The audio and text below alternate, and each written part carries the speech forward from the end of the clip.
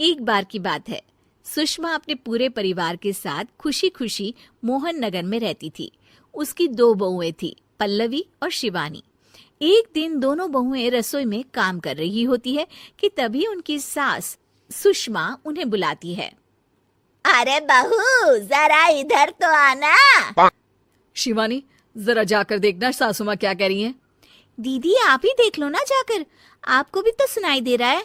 अरे मैं आटा गूंद रही हूँ ना, तुम चली जाओ। हाँ तो मैं भी तो सब्जी काट रही हूँ ना दीदी। अरे बहू, जल्दी आओ। ओफो, ये तो जाएगी नहीं। मैं ही जाकर देखती हूँ कि क्या करना है। पल्लवी सुषमा के कमरे में जाती है। जी मम्मी जी, क्या हुआ? शाम को घर पर कुछ मेहमान आने वाले हैं, तो तुम अच्छा सा खाना बना लेना बहू। ठीक है मम्मी जी, आप बता दीजिए क्या क्या बनाना है और कितने लोग आ रहे हैं। सुनील की मौसी जी और उनका पूरा परिवार आ रहा है। कुल मिलाकर 3 लोग और हमें मिलाकर हुए 9 लोग। तो अभी से ही तैयारी करना शुरू कर दो। और हाँ, घर की सफाई भी कर देना, हाँ, अच्छे से। जी मम्मी जी, सब काम हो जाएगा, आप चिंता मत कीजिए। पल्लवी शिवानी को घर में मेहमान आने वाले हैं इसके बारे में बताती है। क्या 9 लोगों का खाना बनाना होगा, घर की सफाई करनी है? बाप रे, सासू माँ ने तो हमें घर की नौकरानी ही समझ कर रखा है। ऐसा नहीं बोलते शिवानी, हम इस घर की बहू हैं और घर के काम करना हमारा फर्ज है। दीदी तो है ही सासू माँ की चमची, जब देखो सासू माँ सासू माँ। मैं तो इतना सारा काम नहीं करने वाली। शिवानी कपड़े लेकर गमला साफ कर रही होती है और चक्कर आने का नाटक करने लगती है। मेरा सर चकरा रहा है। तभी वहां पल्लवी और सासू माँ जाते हैं। अरे बहू, क्या हो गया तुम्हें? मम्मी जी, बहुत तेज सर में दर्द हो रहा है। तुम एक काम करो शिवानी, आराम कर लो।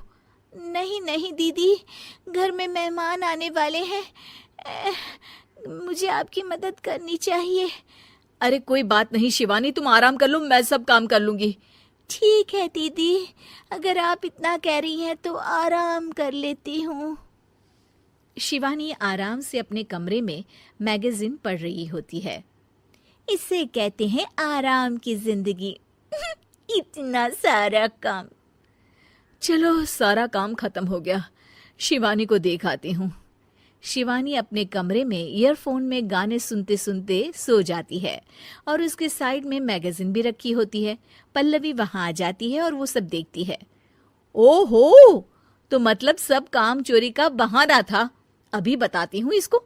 घर का सारा काम मुझे करना पड़ा और ये महारानी यहाँ मैगजीन पढ़ रही है, गाने सुन रही है।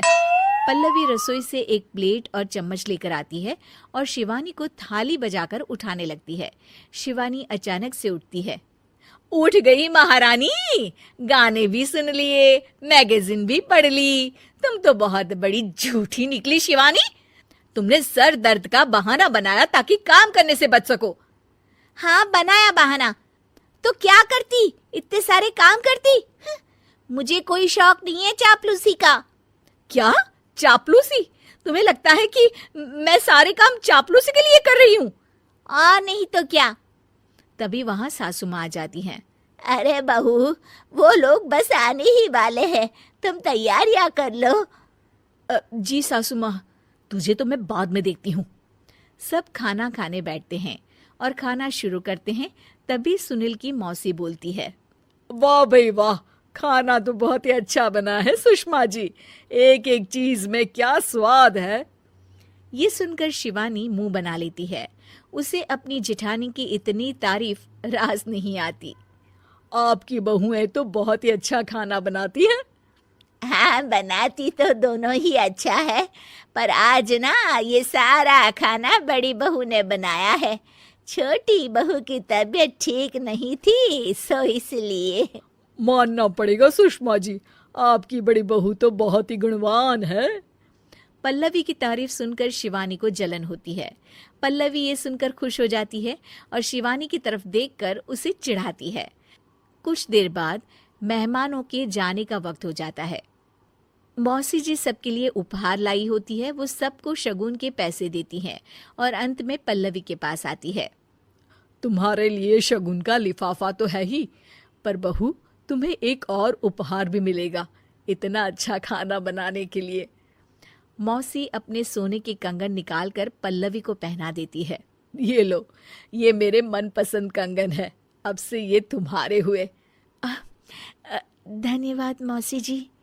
ये देखकर शिवानी तो पूरी तरह से जल जाती है और गुस्से से रसोई में चली जाती है। तभी वहां पल्लवी आ जाती है और उसे अपने कंगन दिखाने लगती है। देवरानी जी, अब आपका सर दर्द ठीक तो है ना? मुझे लगता है कि अब सर दर्द शुरू हो गया होगा आपका।